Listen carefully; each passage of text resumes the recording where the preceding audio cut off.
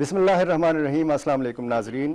Current affair specials के साथ फ़िदादिल आपकी खिदमत में हाजिर है। नाजरीन, आपको पता है कि खैबर पख्तूनख्वा कुदरती वसाइल और कीमती मादनी ज़खायर से माला माल सूबा है। इन मादनियात को कैसे निकाला जाता है, कैसे महफूज तरीके से निकाल कर इसको मार्केट तक पहुँचाया जाता है और कैसे इस कीमती ज़ख़ीरे से या कीमती ख़जाने से मुल्क को या सूबे को कीमती ज़र मुबादला हासिल होता है। इन सब पहलुओं का जायज़ा लेने के लिए आज हमने स्टूडियो में दावत दी है वज़ीर आला खैबर पख्तूनख्वा के मुआविन ख़ुसूसी बराए मादनियात जनाब आरिफ अहमद सई को। सर, आपका बहुत शुक्रिया। थैंक यू जी। खैबर पख्तूनख्वा के सियासी और मुआशी जो पहलू हैं, इन सब पर, इन सारी सरगर्मियों पर नज़र रखते हैं पेशावर के सीनियर सहाफ़ी जनाब लिहाज अली भी आज हमारे स्टूडियो में हमारे साथ शरीक गुफ्तगू होंगे। लिहाज अली साहब, आपका भी बहुत शुक्रिया। बहुत बहुत शुक्रिया फिदादी। गुफ्तगू का आगाज़ आरिफ अहमद ज़ई साहब आपसे करेंगे। आरिफ साहब, एक तो हम देखते हैं कि हमेशा जब भी बजट पेश किया जाता है या जब भी हुकूमत की कारकर्दगी के हवाले से बात होती है तो सेहत, तालीम, सियाहत और दीगर शोबों को बहुत ज़्यादा अहमियत दी जाती है। मादनियात का शोबा जो है वो हमेशा नज़रअंदाज रहा है। माजी में भी हमने देखा है और मौजूदा दौर में भी हम देखते हैं कि इस पर बहुत ज़्यादा बात नहीं की जाती है। जब से तहरीक इंसाफ बरसर इक़्तिदार आई है, आप हमें क्या बताना चाहेंगे कि क्या इनकलाबी इक़दामात जो है इस शोबे में किए जा रहे हैं? बिस्मिल्लाहिर्रहमानिर्रहीम। शुक्रिया फिदा साहब। ये आप बिल्कुल ठीक कह रहे हैं कि इस तरफ कोई तवज्जो नहीं दी गई थी, लेकिन ये है कि जब से तहरीक इंसाफ की हुकूमत आई हैं 2013 से, जब चीफ मिनिस्टर परवेज़ खटक साहब थे, उस वक्त से इस महकमे को इसकी अभी तक तो मैं ड्यू राइट नहीं कह सकता, लेकिन इसको अहमियत दी गई है। और आप इसका अंदाज़ा लगा सकते हैं कि इस महकमे की कुल जो रिसीट्स थे, आमदनी थी, वो तकरीबन 57 करोड़ से 2013-14 के दरमियान 57 करोड़ से ये शुरू हो गया। तो उस वक्त इसकी कुल टोटल आमदनी जो है, इनकम, ये 57 करोड़ थी, जो कि बहुत कम है। और आप सुनने में आप सब सुनते हैं, मैं भी सुनता रहा हूँ कि इस सूबे में अल्लाह ताला ने बहुत बड़े छुपे खजाने दिए हैं और ये अल्लाह की तरफ से एक गिफ्ट है, लेकिन इसकी तरफ तवज्जो नहीं दी गई थी। तवज्जो दी गई थी, लेकिन उस साइड जहाँ पे सूबे को या मुल्क को कोई फ़ायदा नहीं था, बल्कि इंडिविजुअल्स को फ़ायदा था। उसके बाद कोई पॉलिसी नहीं थी इस सूबे में, मिनरल की कोई पॉलिसी भी नहीं थी। फर्स्ट मिनरल पॉलिसी बन गई, उसके बाद एक्ट बन गया, मिनरल गवर्नेंस एक्ट 2017 बन गया, और उससे जो है रेवेन्यू स्टार्ट होके आज अल्हम्दुलिल्लाह 5 अरब तक पहुंच गया। तो इससे आप अंदाज़ा लगा सकते हैं कि इसमें काफ़ी चेंज आई है और एक जंप आप कह सकते हैं। पिछले साल जो है 51% हमारी इंक्रीज थी। अभी इस फिस्कल ईयर जो अब ख़त्म होने वाला है, इसमें हम जो है अपनी टारगेट हमारा था 3.45 बिलियन, 4.45 बिलियन, लेकिन अल्हम्दुलिल्लाह वो 5 बिलियन तक पहुंच गया। हम 10 महीनों में हमने अपना टारगेट जो है अचीव किया था। उसके बाद 10 महीनों के बाद ये 2 महीने हमारे जो है ये इसकी ऊपर इजाफी आमदनी थी। आरिफ साहब, आपने 57 करोड़ की जो बात की 2013-14 तक ये आमदन थी, अब जो है आमदन 5 अरब रुपए तक पहुंच गई है।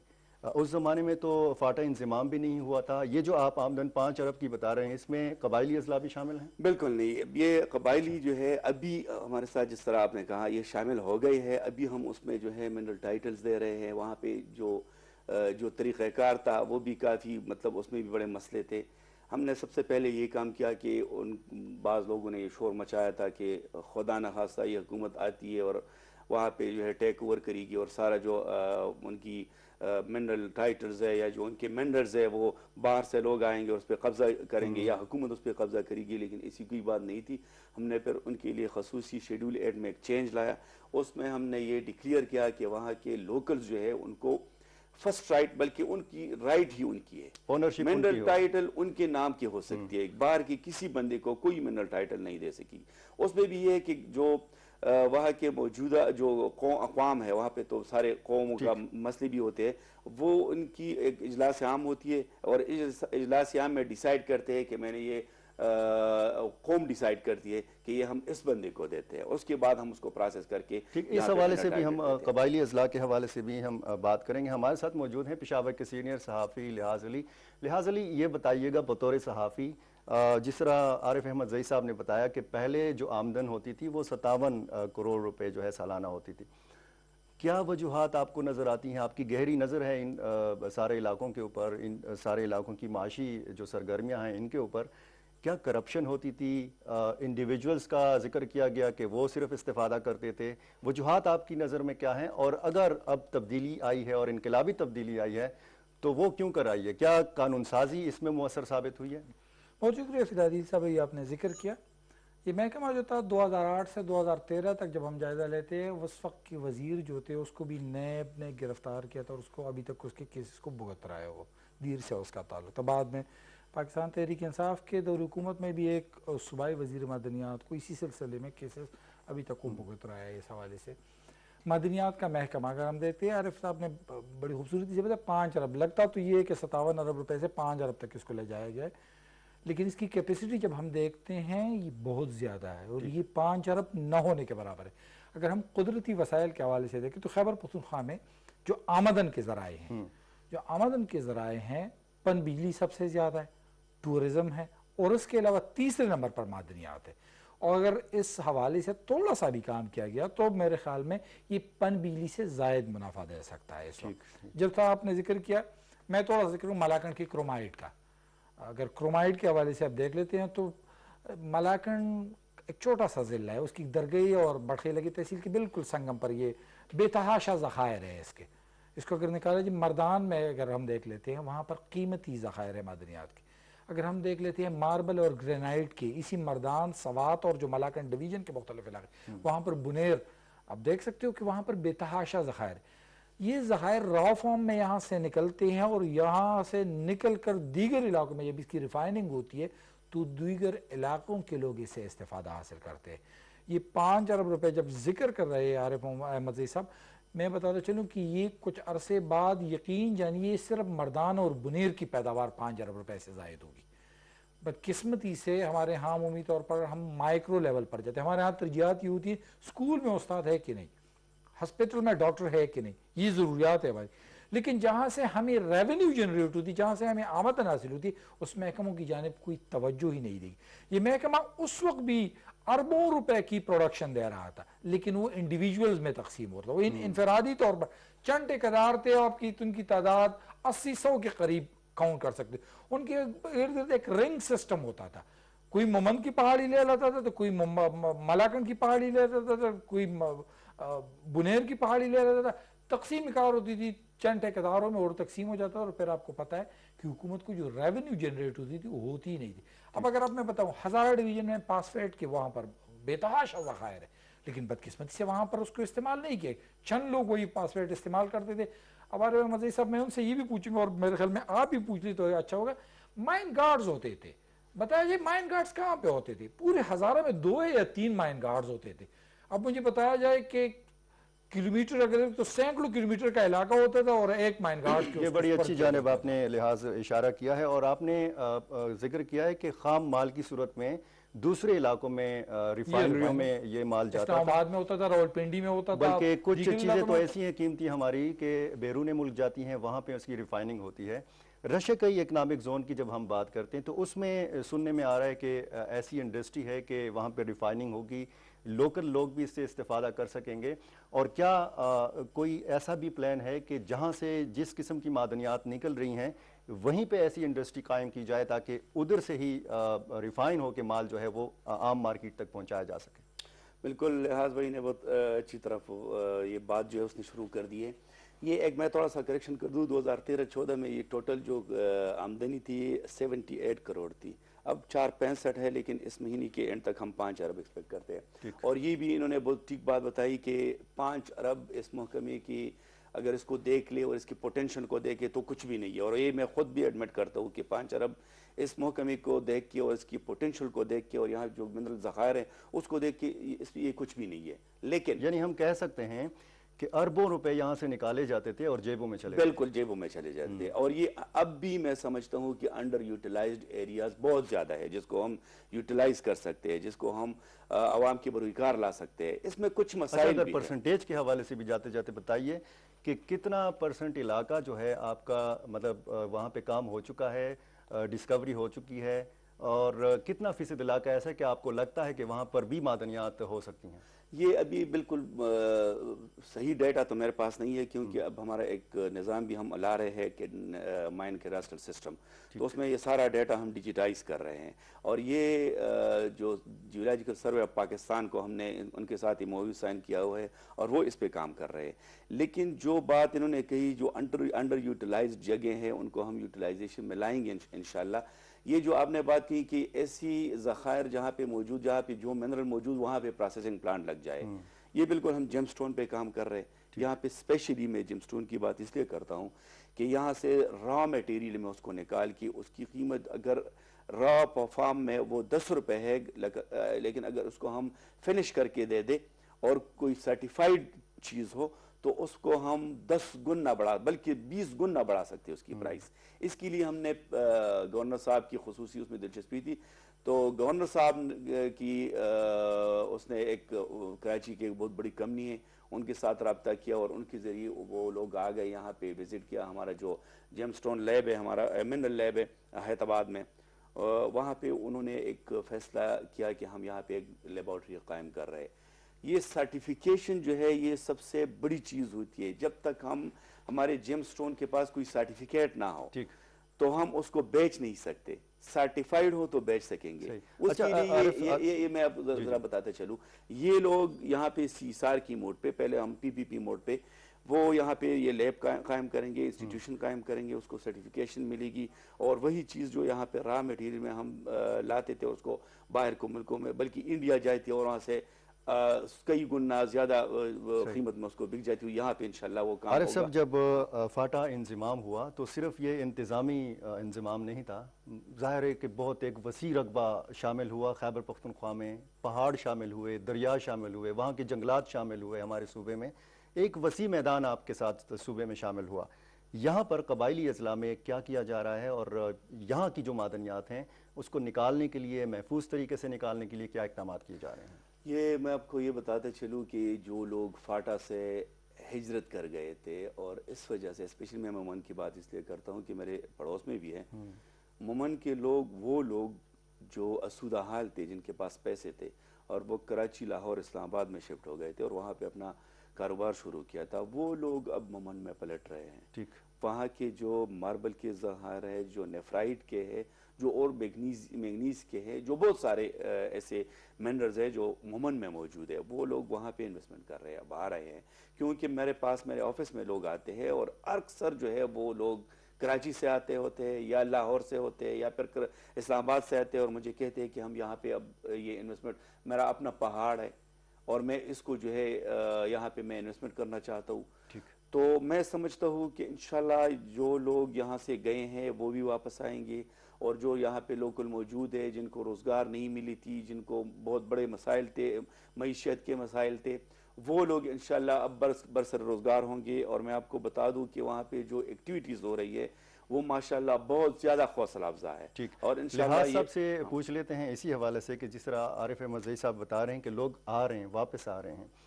ایک وقت تھا کہ جب بندوبستی اضلاع سے کارخانہ دار اپنا سرمایہ اٹھا کے پنجاب منتقل ہو رہے تھے، یہاں سے اپنا سرمایہ شفٹ کر رہے تھے۔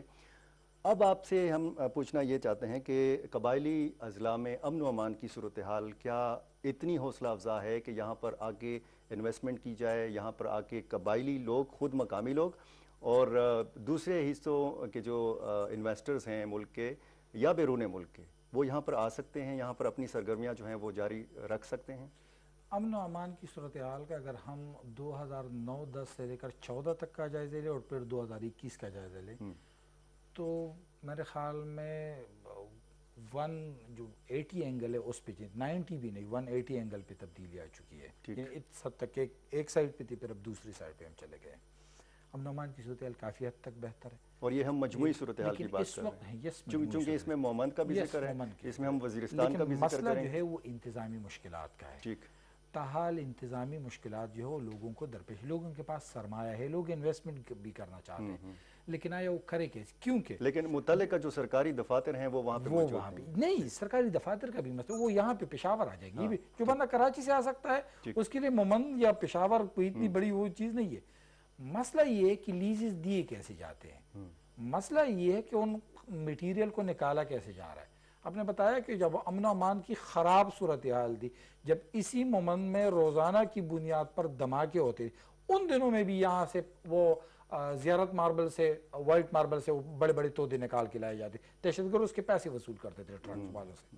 یعنی ان دنوں میں بھی یہ کام ہو رہا تھا.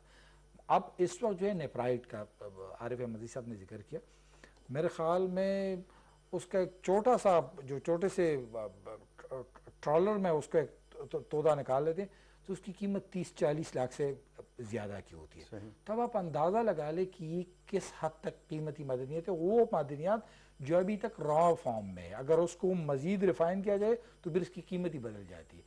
ابھی یہاں پر آپ نے دیکھا ہوگا خیبر پختونخوا کی شوبہ بازار میں, یہاں پر قیمتی معدنیات کے حوالے سے ایک مارکیٹ ہے, اس جو جیم سٹون کے حوالے سے, اس کے حوالے سے میں ایک دن ایک بندے سے, چھوٹا سا لڑکا تھا, اس کے ساتھ بیٹھا ہوا تھا.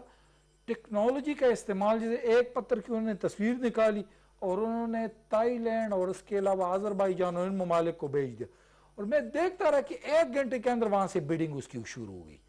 یعنی اس حد تک ایک چھوٹی سے پتھر کی اس حد تک بیڈنگ ہو رہی ہے کہ اس کی قیمت ڈالرز میں وہ پیمنٹ کر رہے تھے اور $4,000-5,000 تھی. اور مجھے وہ بتا رہا تھا کہ یہ معدنیات جو ہے یہ مردان کی علاقے کی سے وہیں سے نکلی ہے, رستم کے قریب سے وہیں سے نکالی گئی. اب ہوا یہ ہے فدائی صاحب, مسئلہ یہ نہیں ہے, مسئلہ پہلے بھی 2013 میں, اس سے پہلے بھی یہی تھا کہ چند لوگ اس سے فائدہ اٹھا رہے تھے. اب اس کو ماس لیول تک لائیں گے.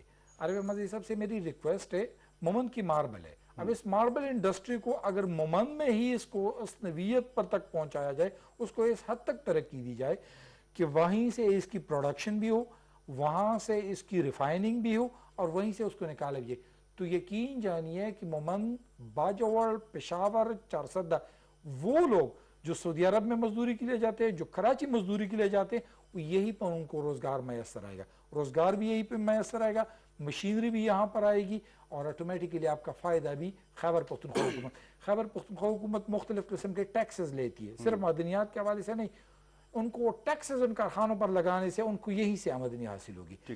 لوکل جو ہوگا اس کا شیئر بڑھے گا, اور جب لوکل شیئر بڑھے گا تو آٹومیٹکلی آپ کو پتہ ہے کسی زمانے میں مومند ایجنسی کی سڑک جس سے ہم بیچوں بیچ سے گزرتے, یہ بالکل یہاں سے گزرنا محال ہوتا ہے. آج آپ اس سڑک کو دیکھیں, اس سڑک کی سچویشن بالکل بدل چکی ہے. میرے خیال میں عارف احمد زئی صاحب کو لوکلی سطح پر, جس طرح بنیر میں ماربل سٹی وہاں پر قائم کی جائے, ماربل سٹی جو ہے وہ یہاں پر قائم, مومند میں یہ جو شب قدر کے قریب کا علاقہ ہے یہیں پر, تو یقین جانیے ہزاروں لوگوں کو روزگار میسر آئے گا. عارف احمد زئی صاحب کی جو محکمہ ہے, یہ محکمہ صرف معدنیات تک نہیں ہے, یہ ہزاروں اور لاکھوں لوگوں کو براہ راست اور بلا واسطہ یہ روزگار فراہم کر سکتا ہے. آپ نے ذکر کیا کہ دہشت گرد جو ہے وہ استفادہ کرتے تھے کسی زمانے میں. سوات اور مردان میں زمرد کی کانیں ہیں, اور آپ کو پتہ ہے کہ سوات میں دہشت گردوں نے زمرد کی کان پہ بھی قبضہ کر لیا تھا. آج بھی سننے میں آتا ہے کہ وہ زمرد کی جو کانیں ہیں وہ خسارے میں جا رہی ہیں. تو زمرد کی کان کیسے خسارے میں جا سکتی ہے عارف احمد زئی صاحب؟ پہلے تو میں لحاظ بھائی کو بتا دوں, یہ مومن میں ہم نے انڈسٹریل زون, پہلے یہ صرف ماربل زون تھا, اب اس کو ایک اسپیشل اکنامک زون کا بھی اس میں درجہ دیا گیا. اس میں لوگ جو ہے پلاٹس لے رہے ہیں, کارخانے شفٹ ہو رہے ہیں. ہم کوشش کر رہے ہیں کہ جو ورسک روڈ پہ کارخانے لگے ہیں ان کو بھی شفٹ کرے, ان کو انسینٹیمائز بھی کر دیا کہ ان کو جو ایک اسپیسیفک پیریڈ میں اگر یہ شفٹ کر سکے تو ان کو مجھے اب اندازہ نہیں, لیکن 15 لاکھ تک روپے ہیں کہ ان کو جو ہے انڈسٹریل ڈپارٹمنٹ دے گی. تو اس پہ انشاءاللہ کام بھی شروع ہے, اور ٹھیک ٹھاک طریقے سے کام شروع ہے. وہاں پہ لوگ بھی شفٹ ہو رہے ہیں, روزگار کے مواقع بھی پیدا ہو رہے ہیں. یہ بالکل آپ نے ٹھیک بات بتائی. اور آپ نے ذکر کیا زمرد کی کان کی, منگورے کی, یہ کچھ عجیب سا ماجرا تھا کہ یہ یہاں پہ خسارہ ہے. مطلب کیسے خسارہ ہے, جس طرح آپ نے کہا کہ زمرد کی کان میں کیا خسارہ ہو سکتا ہے. تو اب آج کل اس پہ جو ہے کام شروع ہے. اس کی تقریباً 10 کروڑ میں اس وقت بڈنگ ہوئی تھی میرے آنے سے بہت پہلے. وہ ان کا بھی اب جو آکشن میں اس نے لیا تھا اس بندے نے, اور اس نے وہاں پہ زبردست کام کیا ہے, وہاں پہ زبردست ٹنلز بنائے ہیں, اس میں سے وہ پروڈکشن کر رہا ہے. ایسا بالکل بھی نہیں ہے کہ وہ خسارے میں, اس میں کیسے خسارہ ہو سکتا ہے, اس میں تو جس طرح آپ نے کہا وہ زمرد کے کان ہیں اور بڑے بڑے پڑے ہیں, تو وہ ماشاءاللہ زبردست کام اس پہ ہو رہا ہے. اس میں اب ایشو یہ ہے کہ اس کی جو لیز پیریڈ ہے وہ ختم ہو گئی ہے. اس کے بعد اس کی ایک نئی ریزرو پرائس ہم نے رکھی, 50 کروڑ تک ریزرو پرائس ہے اس کی. تو وہ 2 مرتبہ اس میں آکشن ہو گیا, لیکن کوئی صحیح بندہ اس میں نہیں آیا. اب وہ جو بندہ ہے جس نے پہلے سے اس کو آکشن میں ہی لیا ہے, وہ کبھی کورٹ جاتا ہے, کبھی سٹے لیتا ہے, کبھی کیا مطلب لیٹیگیشن میں ہمیں اس نے پھنسایا ہوا ہے. لیکن بہرحال ابھی اس کی جو سٹے آرڈر ہے وہ بھی تقریباً ویکیٹ ہونے والا ہے, اور اس کو ہم نے نوٹس بھی دیے ہیں کہ جتنے ان کے پاس جو ہمارے ڈپارٹمنٹ کے جو واجبات ہے وہ اس کے مطلب کچھ ٹائم ہم نے دیا ہے کہ وہ پے کریں. تو انشاءاللہ وہ بھی ایگری ہے, وہ پے کرنے والا. اس کے بعد اس کی دوبارہ تیسری مرتبہ آکشن ہوگی. ہم ایکسپیکٹ کرتے ہیں کہ انشاءاللہ اچھی پارٹیاں وہاں پہ آئے گی. اور میں یہاں سے آپ کے اس پروگرام کی وساطت سے میں تمام انویسٹرز کو بتانا چاہتا ہوں کہ یہ جو ہم نے 50 کروڑ ریزرو پرائس رکھی ہے, ہم سمجھتے ہیں کہ یہ کچھ بھی نہیں. آپ آ جائے یہاں پہ آکشن میں حصہ لے, اور ہم آپ کو پروٹیکشن دیں گے.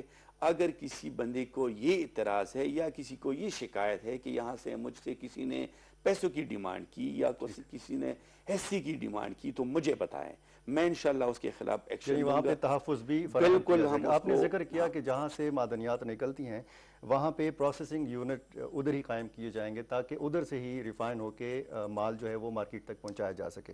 تو اس حوالے سے تو ظاہر ہے کہ افرادی قوت کی بھی ضرورت ہوگی اور ٹرینڈ عملے کی بھی ضرورت ہوگی. تو کیا تربیت کا بھی کوئی ایسا پلان ہے؟ جی ہاں, یہ جو میں حیات آباد کی بات کر رہا ہوں جہاں پہ ہم یہ جو انسٹیٹیوٹ قائم کر رہے ہیں, تو اس میں یہ فارن کا ایک بندہ وہ لا رہے IBL کی, اس میں جو کمپنی ہے کراچی کی, ان کی باہر سے ایک بندہ کوئی گورا آ رہا ہے, اور انشاءاللہ یہاں پہ ٹریننگ ہماری جو ڈپارٹمنٹ کے لوگ ہیں ان کو بھی ٹریننگ دے گی. اور وہاں سے ہم یونیورسٹی آف پشاور کے جو جیولوجی کا ڈپارٹمنٹ ہے ان سے بھی ہم کانٹیکٹ میں ہے, انشاءاللہ ان کو بھی یہاں پہ لائیں گے, ان کو ٹریننگ دی جائے گی. اب بھی وہاں پہ اسٹوڈنٹس آ رہے ہیں, لیکن ہم یہاں پہ ایک ٹھیک طریقے سے ایک ٹریننگ پروگرام رکھیں گے. تو انشاءاللہ یہ جو یہاں کا یہ انسٹیٹیوٹ جب قائم ہو جائے تو یہ انشاءاللہ ایک سنگی میل ہوگی. اور ہم سمجھتے ہیں کہ اس سے جس طرح لحاظ بھائی کہہ رہے ہیں کہ اس کو انشاءاللہ ایک جمپ ملے گی. صرف یہ جو منگورا کے جو ایمرلڈ ہے, جو زمرد کی آپ نے جو بات کی, انشاءاللہ ادھر سے ہم ایسی ریونیو اکٹھا کریں گے, یہ ہم ایکسپیکٹ کرتے ہیں. انشاءاللہ اللہ کی مدد شامل حال ہو تو انشاءاللہ اتنی آمدنی یہاں سے آئے گی کہ باقی جو ہے یہ جو ہم آج کل کہتے ہیں کہ 4 اور 5 ارب ہے, انشاءاللہ ایک جگہ سے اتنی آمدنی آئے گی. ایک اور ایک جگہ کی بات کر رہے ہیں, میں تھوڑا سی اس کی وضاحت کر دوں. یہ زمرد کی کان کے حوالے سے بھی, اور غیر قانونی مائننگ جو ہوتی رہی ہے زمرد کے کان میں بھی ہوتی رہی ہے, اور باقی جو معدنیات ہیں اس میں بھی ہوتا یہ ہے رنگ سسٹم ٹھیکیداروں کے مابین ہوتا ہے. ایک تو یہ ہوتا ہے کہ جو کانٹریکٹر کو جو NOC جاری کی جاتی ہے وہ چند ٹھیکیدار ہوتے ہیں, فار ایگزامپل 15-20 ہوتے ہیں. ان کو جب وہ صرف وہی اس بیڈنگ میں حصہ لے سکتے ہیں. اب ہوتا یہ وہ 15-20 مل جاتے ہیں اور 15-20 اکٹھے بیٹھ جاتے ہیں RFI مزید صاحب کے ساتھ جانے سے پہلے, اور اکٹھے فیصلہ کرتے ہیں کہ ہم نے اس چیز کو 10 کروڑ سے آگے نہیں لے کے جانا, میں آپ کو یہ شیئر ریگولر دوں گا. اب نقصان کس کا ہوتا ہے؟ عوام کا ہوتا ہے, نقصان حکومت کا ہوتا ہے. بظاہر تو آپ کی بیڈنگ ہو جاتی ہے, اوپن بیڈنگ ہو جاتی ہے. اس اوپن بیڈنگ میں یہ ہو جاتا ہے لیکن عارف صاحب تو اوپن ایک دعوت دے رہے ہیں نا تمام انویسٹرز کو. میرے خیال میں اس کو جو NOC اور جو لائسنس ہوتا ہے اس کی طریقہ کار میں تبدیلی, آپ کو پتہ ہے روایتی وہی لائسنس ہولڈر ہے جو عرصوں سے یہاں پر بیٹھے ہوئے تھے, باپ اور بیٹا, اور اس کے بعد وہی سسٹم چلا. لائسنس کا طریقہ کار خدا را تھوڑا سا تبدیل کیا جائے, صحیح, نئے لوگوں کو دعوت دی جائے. لوگوں کے پاس پیسے ہیں, جس طرح عارف صاحب نے تھوڑی دیر پہلے کراچی سے لوگ آ رہے ہیں, اسی خطے کے لوگ آ رہے ہیں. ہمارے لوگوں نے دبئی میں کاروبار شروع کر رکھا ہے, ہمارے لوگوں نے ملیشیا میں ہوٹل کھول رکھے, وہ یہاں پر آنا چاہ رہے ہیں. اور میں بھی بتاتا چلو یہ سونے کی چڑیا ہے, لوگوں کے لیے بھی حکومت کے لیے بھی. لیکن طریقہ کار اگر روایتی ہوگا تو روایتی طریقہ کار میں یہی ہوگا کہ آمدنی آپ کی 5 ارب, आरिफ अहमद ज़ई साहब अगले साल इसी दिनों बैठे रहेंगे तो बताएंगे जी हमने 8 अरब तक मतलब करा ये दिया। है लिहाज साहब मेरे कि- ख्याल में जी। 8 अरब रुपए भी, ये जो बता रहे हैं यार, ज़मरुद की कान उसके छोटा सा हीरा होता है, कीमत उसकी लाखों में होती है। मुझे बताया जाए कैसे वो खसारे में कैसे आप उसको 10 करोड़ रुपए में दे नहीं, वो तो सकते हो? कह रहे हैं ना कि खसारे में नहीं है, मतलब नहीं, 10 करोड़ रुपए खसारा है, जी, 10 करोड़ रुपए नहीं, 50 करोड़ भी खसारा है ठीक। वहां पर। डिजिटल दौर है और आपने जिस तरीके से बताया कि 15-20 ठेकेदार मिलकर इस तरह का एक गेम बना लेते हैं, रिंग उसको कहते हैं। रिंग उसको कहते हैं, तो डिजिटल दौर का कोई फ़ायदा उठाया जा रहा है? 2016 में एक ऑनलाइन लीज पॉलिसी सामने आई थी, सुनने में आया था, उसका क्या बना? ये जो मैंने एक माइन कैडास्टर सिस्टम का आपको जिक्र किया, उसके साथ हम ये भी कर रहे हैं कि इसको डिजिटल कर रहे हैं। ये जो ऑक्शन का तरीक़ेकार है, जिस तरह लिहाज साहब ने बताया, इसमें हम सारे लोगों को इन्वॉल्व करना चाहते हैं। तो उसके साथ हमारी MOU साइन हुई है लम्स यूनिवर्सिटी से, जो फौजियों की है इस्लामाबाद में, और उन्होंने एक यहाँ पे हमने अपने जो IT डिपार्टमेंट है उनको भी कहा था, लेकिन उनकी जो उन्होंने जो सॉफ्टवेयर बनाया है वो हमारी ज़रूरियात को पूरा नहीं कर सकती थी, इसलिए हमने उनके साथ मुआहिदा किया और वो भी इंशाल्लाह आखिरी स्टेज में है। इसको हम इंशाल्लाह ला रहे हैं ताकि कोई कराची में बैठे, कोई इस्लामाबाद में, जहाँ से भी हो, एक्शन भी में हिस्सा भी ले सके। और ये जो लिहाज भाई कह रहे हैं कि वही चंद ठेकेदार होते हैं और अपने आप को गठजोड़, तो वो गठजोड़ भी जो है यहाँ पे ख़त्म कर सके। तो इंशाल्लाह ये हम सारा डेटा जो है ये डिजिटल कर रहे हैं। एक तो ये है कि एक ट्रैकिंग सिस्टम भी उसमें लगा होगा, ठीक, किसी ने एप्लीकेशन दी उसको पता चलेगा कि मेरी फाइल किस ऑफिस में फंसी है, सही। और फिर वो ब्लिंक करेगा। अगर किसी ने रेड, उस पर ब्लिंकिंग आएगी। अगर किसी ऑफिस में बगैर वजह के वो फाइल जो है वो वहाँ पे पड़ा रहे तो हम उसके खिलाफ फिर एक्शन लेंगे, उसको सर, आप टाइम फ्रेम मुख्तलिफ देंगे। यानी बार बार साहब, मुख्तलिफ मैं ये थोड़ा- मुख्तलिफ बार बार मुख्तलिफ इदारों का आप नाम ले रहे हैं कि हमने MOU साइन किया और हम उनकी मदद लेंगे। जो आपके अपने डिपार्टमेंट्स हैं, जैसे IT डिपार्टमेंट हो गया, जैसे लेबर डिपार्टमेंट हो गया, और मादनियात का आपका डिपार्टमेंट हो गया, इन तीनों का आपस की कोऑर्डिनेशन की क्या सूरत हाल है? मैंने इससे पहले कि मैं वहाँ पे जाऊँ और उनसे जो है मुआहदा करूँ, उनको अपना वो दे सकूँ, मैंने IT डिपार्टमेंट से रब्ता किया था। उन्होंने फिर हमें एक सॉफ्टवेयर दिया था, लेकिन वो सॉफ्टवेयर हमारी पूरी ज़रूरियात को पूरे नहीं कर सकती थी। ऑलरेडी हमारा एक प्रोजेक्ट उनके साथ चल रहा था, जो एक अफ्रीकी फर्म है, उनके तावन से सब कुछ हो रहा है। तो हमने सोचा कि इसमें कोई इतना कास्ट भी नहीं आते है, तो हमने सोचा कि इनके साथ ही कर ले सारा कुछ, ताकि एक ही जगह से जो है सारा डाटा भी आ जाए, सारा सॉफ्टवेयर भी आ जाए। तो उनके साथ इसलिए हमने कोऑर्डिनेशन की है कि हम अब कांटेक्ट में रहते हैं IT डिपार्टमेंट के साथ। जब भी कोई मसला हो तो मैं इनको डिपार्टमेंट को मैंने कहा हुआ है, मैंने इनको एडवाइस की है कि आपने IT डिपार्टमेंट से सबसे पहले राय लेनी है। अगर उनके पास मसले का हल है तो ठीक है, नहीं तो फिर आगे किसी और तो के आपको पास जाना लगता है कि खामियां, कमजोरियां मौजूद हैं? क्योंकि आपने एक अफ्रीकन उसका जिक्र किया, एक गोरे का आपने जिक्र किया, हम खुद अपने पाँव पे कब खड़े होंगे? हाँ, देखिए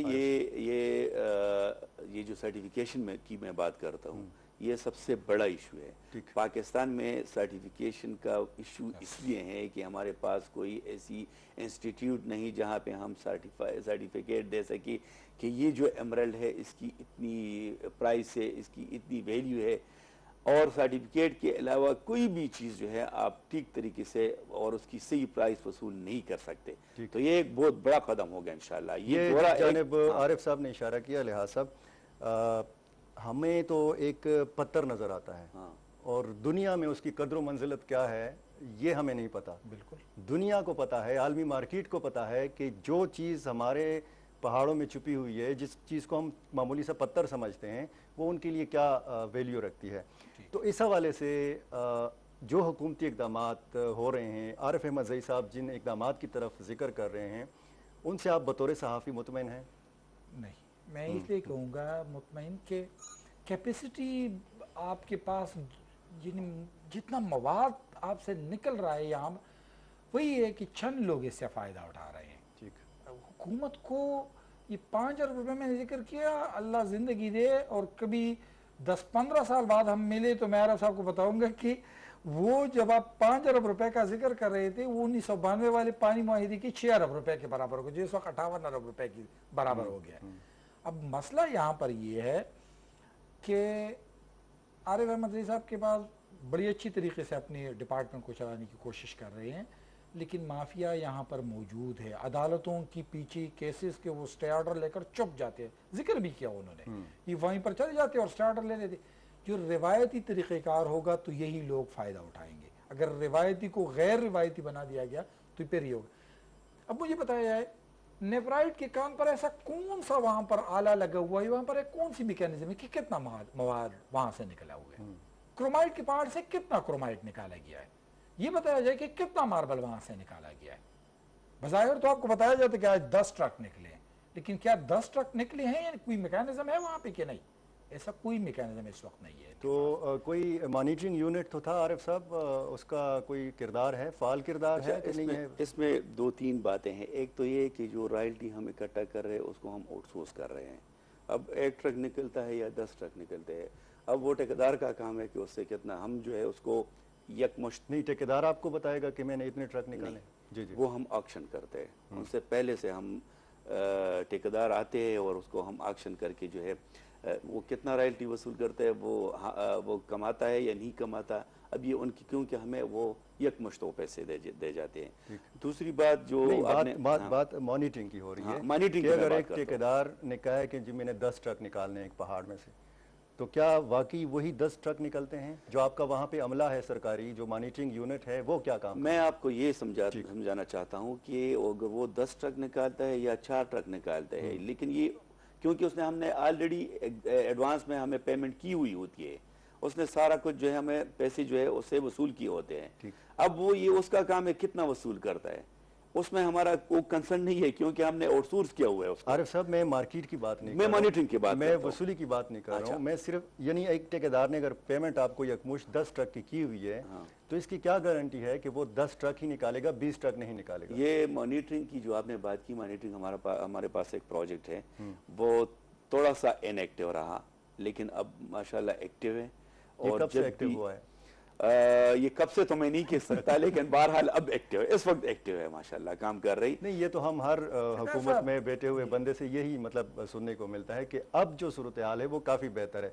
जब से आपकी मिनरल पॉलिसी आई है तब से ये सिस्टम जो है वो बेहतर हुआ है। प्रोजेक्ट बाद में जब से आप बरसर इक़्तिदार आए हैं तब से ये सिस्टम बेहतर हुआ। वो तो आप खुद सोचिए कि 78 करोड़ रुपए इतनी बड़ी डिपार्टमेंट की रेवेन्यू थी, 78 करोड़ रुपए, और ये 4-5 सालों में 2.5 अरब तक पहुंच गई, और आप आज जो है 5 अरब तक अल्हम्दुलिल्लाह पहुंच गई है। बहुत कम है जिस तरह लिहाज भाई कहते हैं, लेकिन उसके साथ अब ये थोड़ा सा एक इशू और भी है जिसको मैं कई आपके प्रोग्राम्स में भी मैंने कहा है कि हमने इन्वेस्टर्स को एक और चांस दिया है, एक और उनको हम आप समझिए कि इंसेंटिव ही है। हमने उनके एक जॉइंट वेंचर की दावत दी है कि आप आ जाए हुकूमत के साथ जॉइंट वेंचर करें। ये तो सिर्फ कबायली इलाकों में नहीं, ये पूरी सूबे में हम जॉइंट वेंचर के लिए तैयार है। कोई प्लेसर गोल्ड के लिए आना चाहते हैं, कोई एमरल्ड में आना चाहता है, कोई मार्बल में आना चाहता है। बाकी जो बंदोबस्ती अजला है वहाँ पे जो पहले से लीज दिए हुए हैं आपने, उसको तो आप नहीं छेड़ सकते। फ्री एरिया भी हमारे पास अब भी बहुत ज्यादा है, अब भी हमारे पास बहुत ज्यादा फ्री एरिया है, वो आ सकते हैं। हमारे पास रिजर्व ब्लॉक्स है, चतराल में है, दीर में है, हमारे पास जो है बहुत सारे ऐसी अजला है। जो फ्री एरिया की आपने बात की है, निशानदेही कौन करता है? कोई हुकूमती सरकारी ऐसा कोई मैकेनिज्म है कि निशानदेही हो कि जी ये एरिया जो है, ये मैदान, ये जंगल, ये दरिया या ये पहाड़ जो है, यहाँ पर कीमती ज़खायर मौजूद हैं, या ख़ुद मकामी लोग आके निशानदेही करते हैं कि जी यहाँ पे ये ख़जाने जो हैं ये छुपे हुए हैं? हमारे सरकारी लोग भी होते हैं, सर्वेयर्स हमारे होते हैं, वो भी जाते हैं, जियोलॉजिस्ट होते हैं, वो भी जाते हैं, वो भी पता कर लेते हैं कि यहाँ पे हमारे ये रिजर्व मौजूद है। लेकिन अगर किसी ने खुद से निशानदेही की तो वो भी आ सकता है हमारे डिपार्टमेंट में, वो भी अपना लीज ले सकता है। लेकिन हमारे पास जो सर्वेयर्स होते हैं उनके पास पूरे नक्शे होते हैं कि कहाँ पे ये जगह खाली है या किसी का लीज किया हुआ जगह है, तो उसके साथ उससे हम हेल्प लेके जो है आगे उसको प्रोसेस करते हैं। एक तहफ़्फ़ुज़ात सामने आते लिहाज साहब, कबायली इलाकों की बात हो रही है, तो वहाँ पे जिसकी मलकियत में कोई पहाड़ है, वहाँ पे कीमती मादनियात हैं, तो उस पर एक बहुत सारा, जैसे आरिफ साहब ने भी शुरू में ये जिक्र किया कि उनको खदशात थे कि पता नहीं हुकूमत आ जाएगी, यहाँ पे कब्ज़ा कर लेगी। अब की सूरत हाल क्या है? एक तरीक़ेकार तय किया गया था आरिफ साहब से पहले, जो जिनके पास पोर्टफोलियो था, डॉक्टर अमजद साहब, वो बताया करते थे कि जहाँ भी जिसकी मलकियत है, पहला हक वहाँ पे उस बंदे का है, यानी ओनरशिप जो है वो दी गई है। باقی اگر وہ مالک جو ہے کسی کے ساتھ جوائنٹ وینچر میں جانا چاہتا ہے، کسی کے ساتھ پارٹنرشپ کرنا چاہتا ہے، کسی کی مدد لینا چاہتا ہے تو وہ بھی کر سکتا ہے. کیا صورتحال ہے آج کل؟ آپ کو پتہ ہے مدنیات جو ہوتی ہے وہ بیسیکلی ریاست کی ملکیت ہوتی ہے، وہ انفرادی یا قوم یا علاقے کے لوگوں کی ملکیت نہیں ہوتی. یہ ریاست پاکستان کی آئین کا بنیادی نقطہ ہے. بالکل. فار ایگزامپل کسی کے علاقے سے تیل نکلتا ہے تو یہ کہے گا کہ جی وہ تیل کا کنواں میرے اس میں ہے تو اس کا پورا ٹیکہ مجھے دیا جائے. نہیں، ایسا کچھ بھی نہیں ہے. یہ جو بتا رہے ہیں یہ بیسیکلی قبائلی عوام کو تھوڑا سا انسینٹیو دے رہے تھے کہ آئیں اور آپ اگر چاہتے ہیں تو ہم آپ کو وہ اس کی رائلٹی بھی دے سکتے ہیں، اگر آپ چاہتے ہیں تو ہم ٹیکے میں جو لیز ہوگا اس میں پرائیورٹی آپ کو دیتے ہیں. یہ ان لوگوں نے دے دیا. لیکن بدقسمتی سے ایسا ہے نہیں. ابھی عارف صاحب نے خود ذکر کیا وہ مومن جو رہتے تو کراچی میں تھے وہ اب آئے ہیں یہاں پہ، یعنی ان کا وہ غربت سے اور دہشت گردی سے جو متاثرہ علاقہ تھا ان دنوں اس کو کوئی سروکار نہیں تھا. لیکن اب پیسے کی ریل پیل ہو رہی ہے تو اب اسی طریقے کا لہٰذا صاحب یہ پیسے کی ریل پیل تو نہیں ہے. اتنا کریڈٹ تو آپ دیں گے نا موجودہ حکومت کو کہ ایک ایسی تبدیلی آئی ہے کہ کراچی میں بیٹا محمد کا جو کاروباری ہے وہ اپنے علاقے میں آنا چاہتا ہے واپس.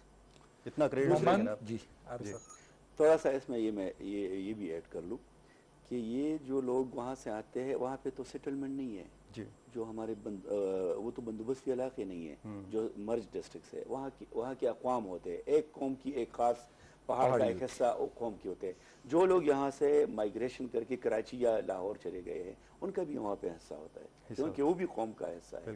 تو ایسا نہیں ہے کہ مطلب وہ آ کے ابھی قبضے کرتے ہیں.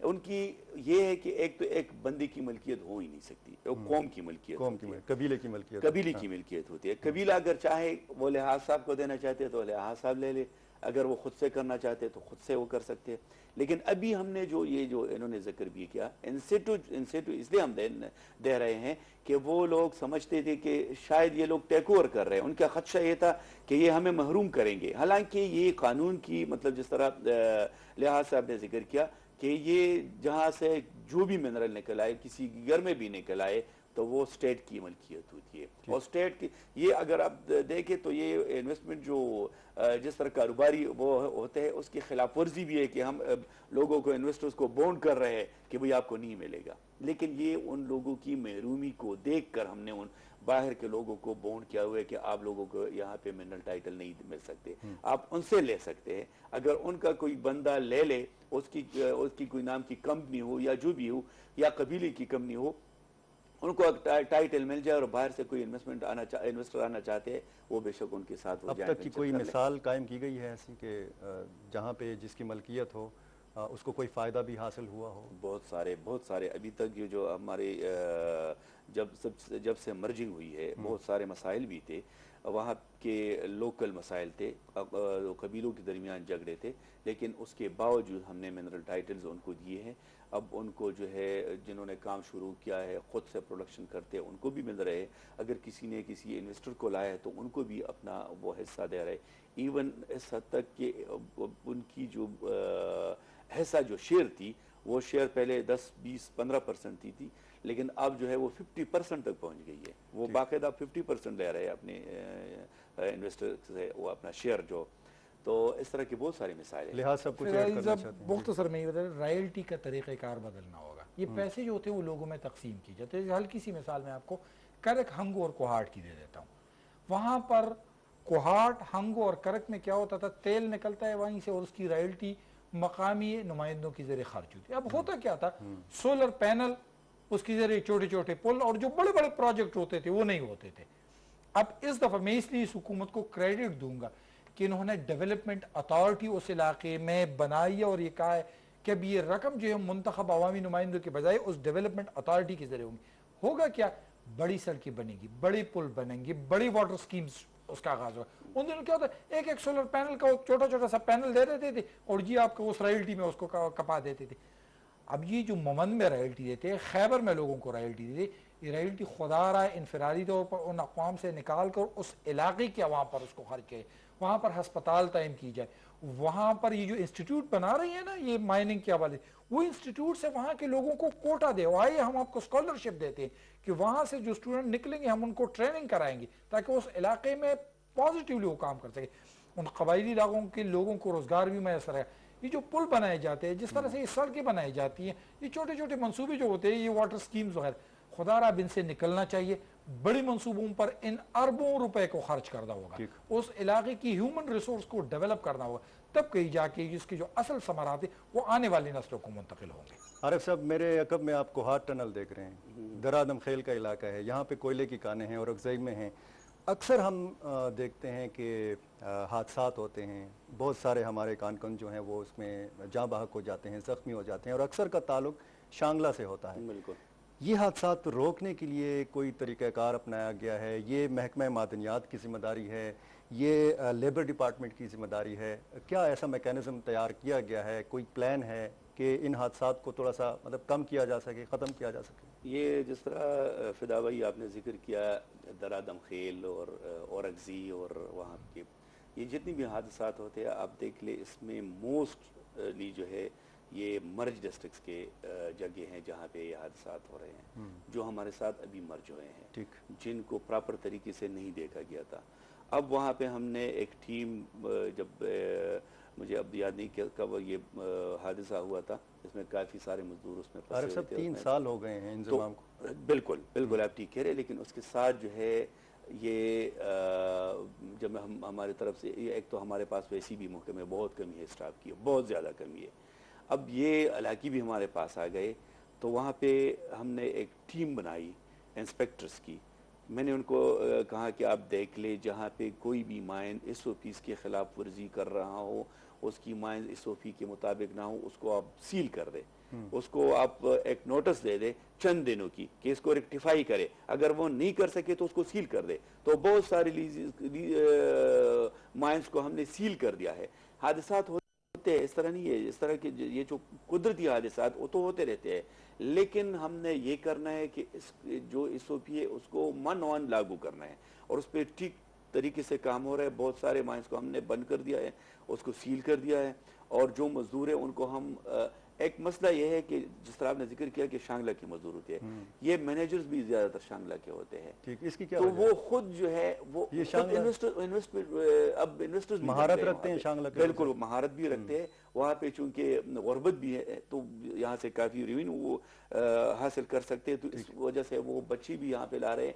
लेकिन हमको समझा समझा के थक गए कि खुदारा आप अंदर जाते हो देख ले कि ख्याल ये रखिए। सारा कुछ जो हमें समझाया गया है, जो हमें तरीका बताया गया है, जो हमें ट्रेनिंग दी गई है, उसके मुताबिक है कि नहीं, उसके बाद आप एंटर हो जाए। अक्सर औकात इनकी अपनी गलतियों की वजह से ये हादसात रुनुमा होते हैं, और ये जो है कई मेरे पास ये डेटा मौजूद है कि बहुत सारे जो है यहाँ पे हादसात हुए हैं जिनमें जो है ऐसे लोग फौतगी हुई है, जो बच्चे होते हैं, कम उम्र होते हैं, उनके काम की उम्र भी नहीं होती, लेकिन ये फिर से भी हमारी तवज्जो कोयले पे जाती है, लिहाज साहब ज़मुर्द पे जाती है, मार्बल पे जाती है, जो कीमती मादनियात हैं। ये जो रेत और बजरी है दरियाओं के किनारे, ये भी मादनियात का हिस्सा हैं, और इसके लिए क्या कवायद व ज़वाबित हैं? वो जो माइनिंग गार्ड्स हैं उनका क्या किरदार है? बतौर सहाफ़ी मैं आपसे जानना चाहता हूँ। किसी ज़माने में बेतहाशा उसका इस्तेमाल किया जाता था, ये इसलिए मैं कह रहा हूँ कि लोग आते थे और बस ट्रक या उसके करीब जो ट्राली होती थी उसके करीब कड़ी करा के मजदूर आते थे, उसमें वो करा देते। मुझे आज भी याद है दरगाह के करीब जब वहाँ से निकाले तो उसमें 100 रुपये और 120 रुपये उसको सैकड़ा कहते थे। ये इतना मतलब उसका एक पैमाना होता था और वो एक पूरा ट्रक दे देते। अब हैरानी मुझे इस बात की हो रही कि वो लोकली लोग उसका पैसा लेते थे।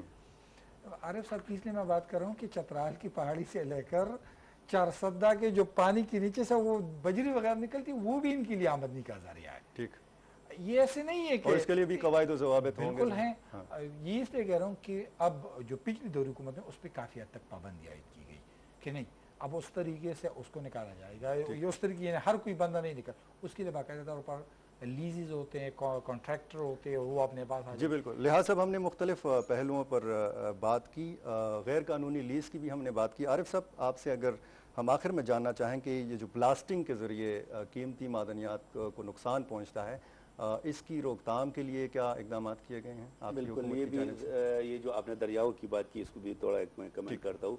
इस वक्त जो है अदालतें तब जितनी हमारे रिवर बेड्स है उस पर पाबंदी लगाई है कि एक दरिया में भी کوئی مائننگ ایکٹیویٹیز نہیں ہوگی. حالانکہ میں سمجھتا ہوں کہ اس کو ریگولرائز کرنا چاہیے. اس کو ہم نے ایس او پی بنایا ہے کہ اتنا ایکسکیویشن 3 فٹ تک آپ کر سکتے ہیں اور فلاں جگہ پہ آپ کر سکتے اور برج کے اتنے قریب آپ نہیں کر سکتے, سائڈ وال کے اتنے قریب آپ نہیں کر سکتے. یہ اگر قواعد و ضوابط لاگو ہو جائے تو ٹھیک ہوگا. مکمل بند کرنا جو ہے یہ بالکل ہمارے یہ گورنمنٹ کے لیے غیر قانونی راستے کھولے گا, کیونکہ ہم غیر قانونی کام ہم اسی ذریعے روک سکتے ہیں کہ ہم اس کو قانونی کریں. اگر ہم یہ کہتے ہیں کہ نہیں, کوئی بالکل کنسٹرکشن بھی ہوگی, کام بھی ہوگا اور لوگ نکالیں گے بھی, رات کو نکالیں گے, دن آج بھی بلاسٹنگ ہوتی ہے. وہ بلاسٹنگ کا تھوڑا سا مختصر بلاسٹنگ پہ میں آپ کو بتا دوں کہ بلاسٹنگ یہ ہے کہ اس سے ہماری تقریباً 70% پتھر جو ہے وہ ضائع ہو جاتا ہے, 30% جو ہے وہ کام کے. لیکن اس میں یہ ہے کہ ہمارے انویسٹرز جو وہاں پہ آلریڈی کام کر رہے ہیں ان کے پاس اتنے پیسے نہیں ہے کہ وہ میکنائز طریقے اختیار کریں. اس کے لیے اب ہم کوشش کر رہے ہیں اور انشاءاللہ آخری مراحل میں ہے کہ وہ جو SMEs کے ذریعے قرضے دیے جاتے ہیں تو ہم ان کو قرضے دیں. بہت شکریہ عارف احمد زئی صاحب آپ کی آمد کا, سینئر صحافی جناب لحاظ علی صاحب آپ کی آمد کا. ناظرین, معدنیات ایک وسیع موضوع ہے اور اس پر گھنٹوں بات کی جا سکتی ہے. اگر حکومتی سمت درست انداز میں ہو, حکومتی اہداف کی جو سمت ہے وہ درست سمت میں ہو اور ہمیں اپنی معدنیات کی ویلیو کا پتہ ہو اور ہمیں پتہ ہو کہ عالمی مارکیٹ میں ہماری جو معدنیات ہیں اس کی قدر و منزلت کیا ہے, تو ہمارے جو دریاؤں میں, جنگلات میں, پہاڑوں میں, میدانوں میں جو چھپے خزانے ہیں ان سے ہم حقیقی معنوں میں استفادہ کر سکتے ہیں. اپنا ڈھیر سارا خیال رکھیے. اپنے میزبان فدا عدیل کو اجازت دیجیے. اللہ حافظ.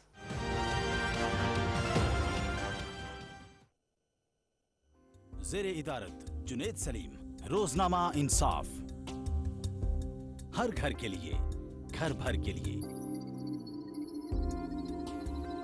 انصاف کے طلبگار بنیے, روزنامہ انصاف پڑھیے.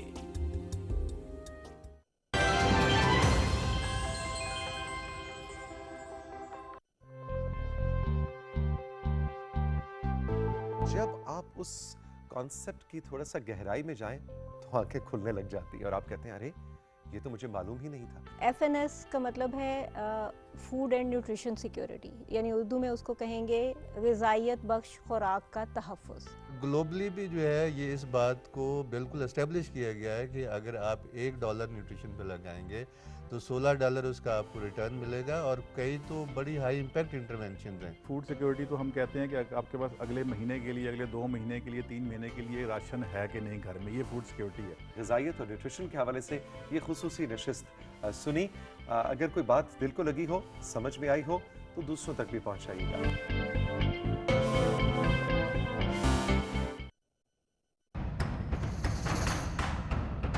وقت کے ساتھ بدلتے حالات,